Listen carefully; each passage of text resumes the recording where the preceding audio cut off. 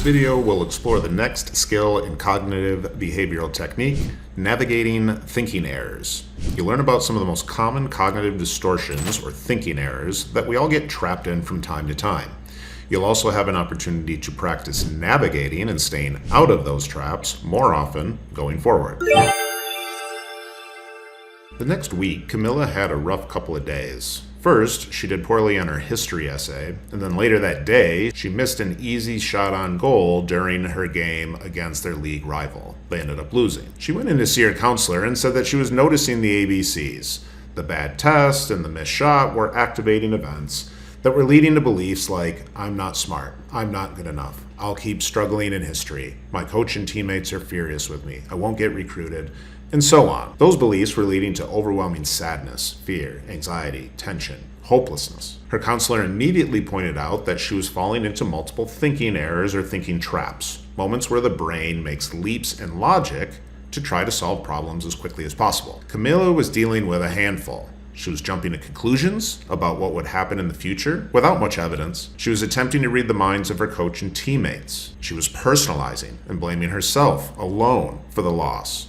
And she was dealing with blind spots like putting more weight on her bad play than her good, and by focusing mostly on her negative moments. Once her counselor pointed out some of these flaws in Camilla's thinking and provided simple questions or evidence that made her reevaluate her own thinking, her B's, she immediately started to diffuse the intensity of her emotion and think and act a bit more clearly.